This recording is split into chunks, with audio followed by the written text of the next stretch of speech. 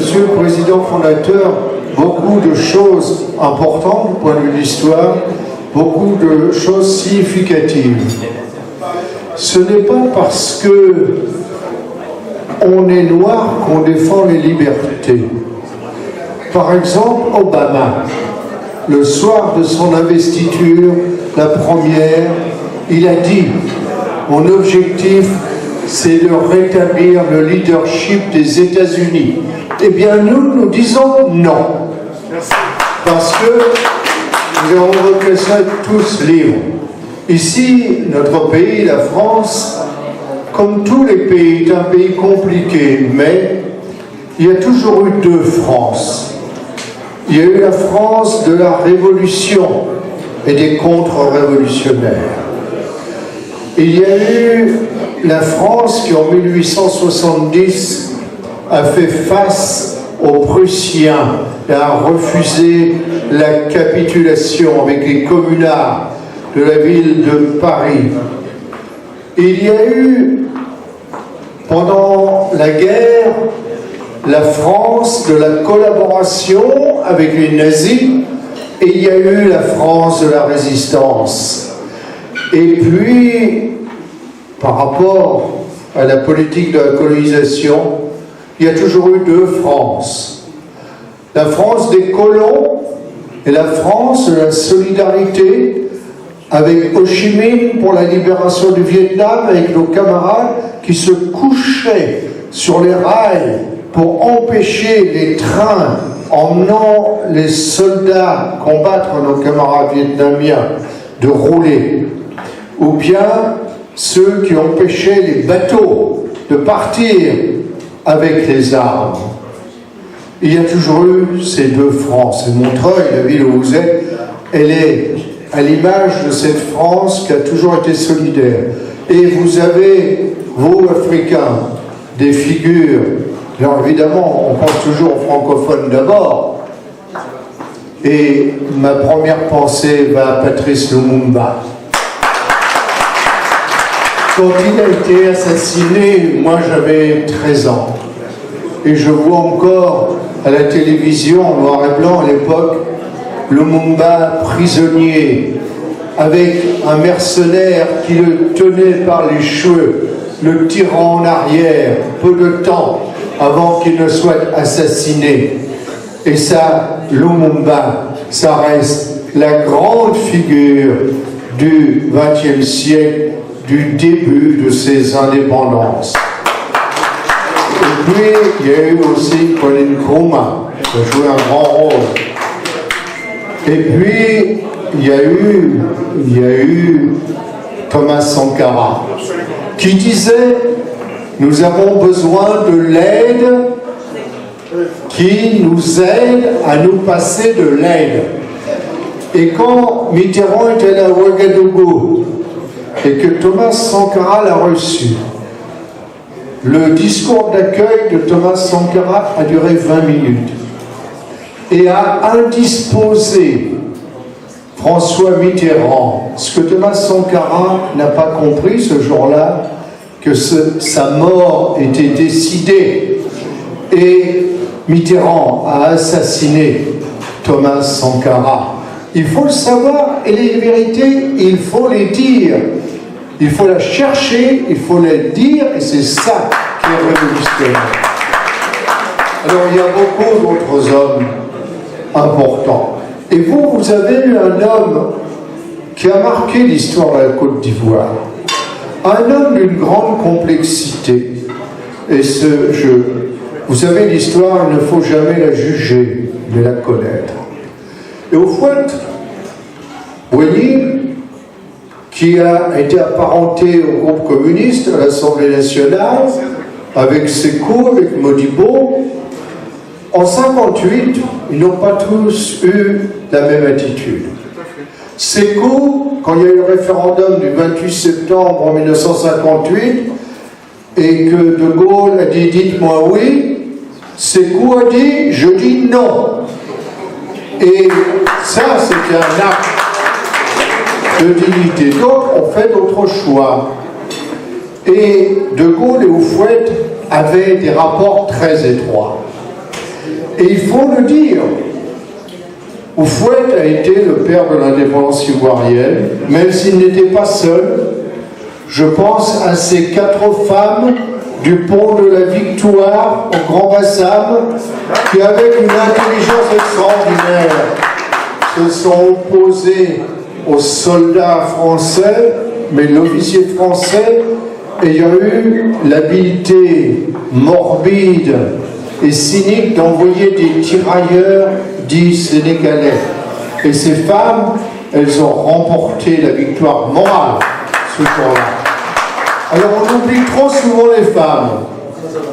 Pourtant, elles sont la moitié de l'humanité, et ce n'est pas vous que je vais apprendre qu'en Afrique, elles jouent un très grand rôle.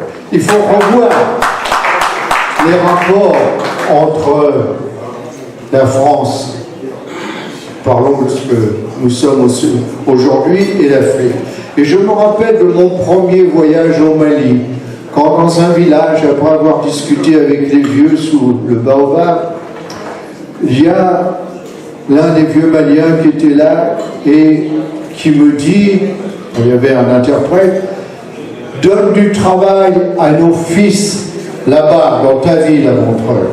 Et il y a une vieille qui a pris la parole et qui a dit, ce n'est pas du travail pour nos enfants qu'il faut demander au Toubab. Il faut demander au Toubab de nous aider. Mais d'abord, il faut ramasser le bois pour faire le fagot. Il faut demander au Toubab de nous aider à le mettre sur la tête, et après, c'est nous qui devons le porter. Quelle leçon de dignité.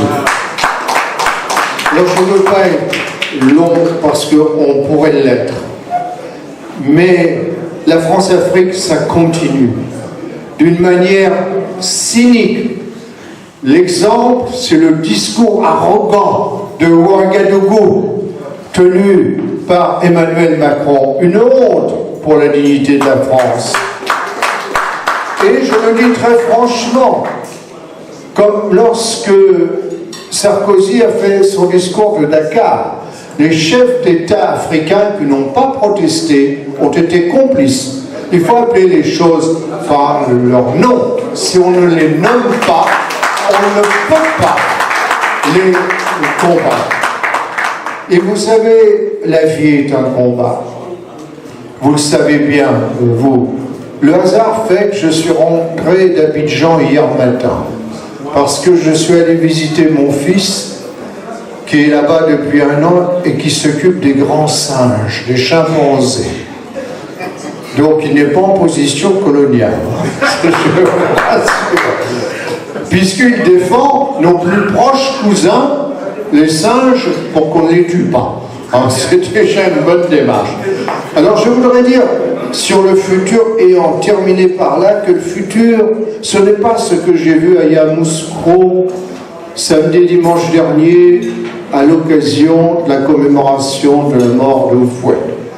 Quand Alassane Ouattara, le président de la République, après une messe de requiem à cette basilique, qui est un grand péché d'orgueil quand même de Houphouët, et je pense qu'il n'est pas au paradis en ce moment, il est peut-être au purgatoire, Houphouët. Parce qu'avoir englouti des sommes aussi folles, et moi je suis d'accord avec l'archevêque d'Abidjan quand il dit qu'on n'a pas besoin de grandes cathédrales mais d'églises où on peut se réunir et prier. C'est une... je ne suis pas prêt, du prédicateur. Mais nous avons des choses à faire ensemble. Mais il faut que chacun décide pour soi. Et quand j'entends Macron, il y a 1 mois et demi, dire « Je suis prêt à discuter du franc CFA ». Mais le franc CFA, ça regarde qui? Mais ça regarde les Africains qui l'utilisent comme monnaie à l'heure actuelle. C'est aux Africains de se réunir et de décider ce qu'ils veulent comme devise. Et après, comme Sékou a dit à De Gaulle en 1958, voilà notre décision. Et la Banque européenne, le Fonds mondial international, on sait à quoi ça sert. Ce sont des outils du colonialisme repeints à la mode du XXIe siècle. Mais l'oppression prend d'autres formes plus perverses, plus pernicieuses. Mais le diable, il est là, dans ces institutions. Et le franc CFA, je ne sais pas quel sera son avenir, mais ce n'est certainement pas l'Union européenne, ce n'est certainement pas la Banque centrale, ce n'est pas à Sa Majesté impériale Emmanuel Macron, qui s'est autoproclamé Jupiter, de décider comment cela sera.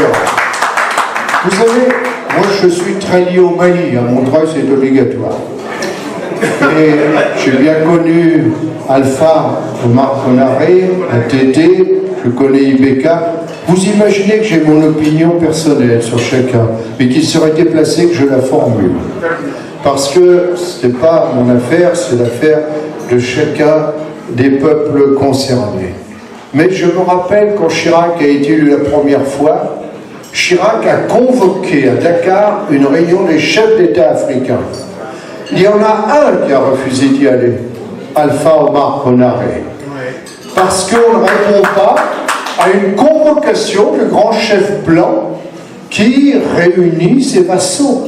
Ça ne marche pas, ça. Alors évidemment, Alpha et le Mali ont été punis par le grand chef blanc. Mais le Mali, il a gagné la dignité dans cette affaire. Je peux vous dire que les 6000 Maliens à Montreuil, qui sont à Montreuil, entassés dans les foyers, où la taille moyenne c'est 800 par foyer, avec des chambres 4 ou 6 personnes, des gens qui passent 40 ans dans cette chambre, parce qu'ils envoient tous les sous là-bas, où on oublie de leur dire merci d'ailleurs souvent, qui sacrifient leur vie pour leur famille. Mais la réalité, c'est celle-là. Alors vous savez, l'avenir, il est fait de quoi? Il est fait de la considération que nous sommes une humanité tout entière, où 1 égale 1, un homme égale un homme égale une femme, un État égale un autre État. Il n'y a pas de hiérarchie. Il faut définir la vision commune. Et ce dont je suis certain, moi, personnellement, à titre personnel, ça fait un peu plus de 30 ans que je vais au Mali régulièrement, et nos Maliens ici, ils sont là depuis 1968. Alors c'est comme si Montreuil les avait attirés. Il y a une raison pour ça. C'est que mon prédécesseur à la mairie, il était le responsable de la CGT pour l'Ouest africain du temps de la colonisation. Et quand il allait là-bas, il ne descendait jamais à l'hôtel parce qu'il se méfiait de la police coloniale. Et donc, il allait chez l'habitant. Vous voyez, j'ai entendu ce que vous disiez tout à l'heure. Ah, vous n'allez pas à l'hôtel non plus, et vous avez bien raison. Et dans les choses que nous avons à régler en commun, il y a l'avenir de notre planète. Et l'avenir, ça marche sur 2 pieds. Sur la survie de la planète, le réchauffement climatique, mais aussi sur la justice sociale. Parce que s'il n'y a pas de justice sociale, à quoi cela sert-il de vivre dans un monde sain avec un bon air si c'est comme des esclaves? Ça n'a pas d'intérêt. Mais nous avons une vocation à vivre ensemble et à protéger notre planète. Et l'Afrique, elle est dans une position clé, avec ces terres immenses qui ne sont pas exploitées, dont on arrache les fils pour les envoyer travailler dans les usines de l'Europe. Et quand Mme Merkel dit, ou plutôt on dit d'elle, c'est une femme au grand cœur humaniste, elle a ouvert les frontières. De qui se moque-t-on quand il y a eu cette position de Mme Merkel en 2015? Le hasard fait que j'étais à Berlin, et dans ma chambre d'hôtel, je regarde la télévision et j'entends le patron du patronat allemand dire « Nous n'avons plus d'enfants, 1,3 enfants par femme. Notre population vieillit, nous avons besoin de travailleurs, nous avons besoin d'immigrés. » Ça, et Mme Merkel, elle a obéi au chef du patronat. Mais, vous voyez, les Allemands, eh bien, ils aiment les gens qui arrivent tout finis, qui sont médecins, ingénieurs, qui viennent d'Irak, de Syrie, Mais quand ils sont tout noirs, qui viennent de Somalie, du Niger, par exemple, c'est beaucoup moins intéressant. Ça, c'est une forme de racisme qui ne s'exprime pas comme ça, mais elle est réelle. Du temps de la traite, vous savez dans quelles conditions on amenait les esclaves là-bas. Aujourd'hui, on demande aux gens de venir eux-mêmes pour faire tourner les usines aussi. Et ces travailleurs ne sont gratifiés que du mépris, sont stigmatisés. L'avenir, c'est de construire cet avenir ensemble et de contribuer les uns les autres à faire en sorte que chaque peuple de l'Afrique décide de son avenir et prenne sa part justement dans la protection de la planète. Et le rôle des pays du Nord, globalement, en particulier des anciennes puissances coloniales, c'est de donner des moyens sans condition. C'est quand même la moindre des choses, après ces siècles d'exploitation qui continuent. Regardez la RDC. Comment se fait-il que ce soit une calamité pour un peuple d'habiter dans un pays riche? Est-ce qu'il y a beaucoup de pays pires que la RDC du point de vue des droits de l'homme? Parce que leur malheur, c'est d'avoir des richesses extraordinaires et que ça attire tous les fauves de la banque et tous les trafics. Que disent les défenseurs de nos droits de l'homme ici? Rien. Rien. S'il y a un Chinois qui éternue sur la place Tiananmen à Pékin, vous allez en entendre parler à la télévision.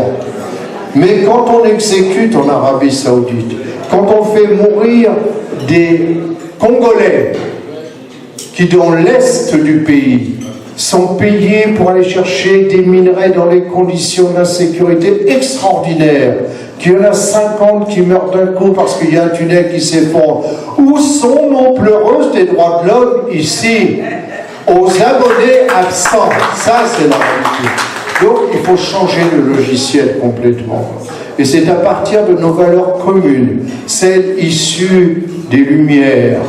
Et vous savez, les Lumières, aujourd'hui, elles ne fonctionnent pas seulement au Nord, mais elles fonctionnent. Vous avez des grands écrivains en Afrique. Qui les connaît en Europe? Vous avez des cinéastes en Afrique. Qui les connaît en Europe? Le racisme, il passe par là, par la discrimination intellectuelle, culturelle. Et où sont nos petits bourgeois du quartier latin pour combattre ça? Ils sont dans les cafés à discuter de l'avenir de la planète sans les principaux intéressés. Moi, j'ai appris une chose dans mes échanges au Mali. Vous savez, on peut être de tradition anticoloniale, mais il faut quand même se méfier de soi-même. La première fois que je suis allé au Mali, dans la région d'où viennent nos immigrés ici, nous avions des idées. On va installer l'eau potable, on va s'occuper de la santé. Vous savez, à la française, comme Descartes nous a appris à réfléchir. Premièrement, on va faire ça. Deuxièmement, on va faire ça. Et bien, au bout de 6 mois, on a compris qu'on avait tout faux. Et qu'il fallait d'abord passer dans les villages, écouter les gens, partir de leurs besoins. Et après, fournir les moyens pour que les gens puissent faire eux-mêmes. Parce que quand les gens font eux-mêmes, c'est leur trésor à eux. Et l'avenir, il passe par là. Il y en a qui disent penser global, agir local. Ah bon? Non. Il faut penser partout, et globalement et localement. Et pour la pensée et pour les décisions, il faut s'appuyer absolument sur les communautés locales et qu'aucune décision importante qui concerne un territoire ne soit prise sans l'accord des populations, sans la décision des communautés locales. Alors, on pourrait parler longtemps, mais j'ai déjà été beaucoup trop long. Notre solidarité, elle est dans la définition des besoins communs et voir la part que chacun peut y prendre avec le devoir. Je ne suis pas pour la repentance. Moi, je n'ai pas commis les crimes, donc je ne vois pas de quoi je me repentirais. Moi, je suis d'une famille, mon père militait déjà. Donc, moi, j'ai toujours été de ce côté-là. Mais, je suis fier d'être français. et j'assume globalement son histoire, même si je ne suis pas fier de tout. Mais notre devoir, nous comme Français, c'est d'être à la hauteur du devoir de réparation de ces États qui ont pillé les autres, qui les ont humiliés, qui les ont martyrisés. Et vous, Ivoiriens, j'étais très frappé dans mon séjour, bref, de 15 jours où mon fils m'a amené ici et là. Et par exemple, au Grand Bassam, c'est le seul endroit où j'ai vu, on parlait de la colonisation en rappelant ses crimes. Et j'ai demandé au directeur du musée, mais pourquoi vous ne parlez pas plus clairement des crimes qui ont été commis? Et il m'a été répondu, parce qu'on ne veut pas choquer les touristes européens. Ce n'est pas un bon plan. La vérité, c'est la vérité. Et il faut y faire face. Alors, je vous souhaite à vous tous, et vous voyez, je n'ai pas formulé d'opinion sur la politique de la Côte d'Ivoire. Ce n'est pas ici que ça doit se formuler. Bon, j'ai quand même mon opinion. Quand je vois Ouattara avec 150 voitures d'escorte à Yamoussoukro, je me dis, quel luxe, quelle belle Mercedes, quelle arrogance vis-à-vis du petit peuple qui est empêché par les militaires de passer et d'accéder par exemple au lac des crocodiles. Je pensais qu'il y avait des militaires partout. Il y avait donc les crocodiles dans le lac et des crocodiles à deux pattes qui étaient dans les voitures de la suite officielle. Alors, à tous, je vous souhaite plein succès. Il n'y a que ceux qui ne se battent pas, qui perdent, qui sont confrontés aux défaites. Quand on se bat, on ne gagne pas toujours, mais il y a quelque chose qu'on a définitivement, c'est la dignité qui va nourrir ses propres enfants. Merci beaucoup. Et je vous remercie et je souhaite à Mathias, à toute son équipe du bureau, un grand succès dans vos batailles et j'espère, c'est ça dans les conversations. C'est moi, quand je suis à Berlin, Paris, ailleurs, je pose toujours avec les chauffeurs de taxi. Donc à Abidjan, je parlais avec les chauffeurs de taxi. Et il y a quelque chose dont j'ai acquis la conviction, c'est qu'il y a en moins quelque chose qui n'existe pas aujourd'hui en Côte d'Ivoire, c'est la réconciliation. Merci beaucoup, monsieur le maire, tout est dit. Message très instructif.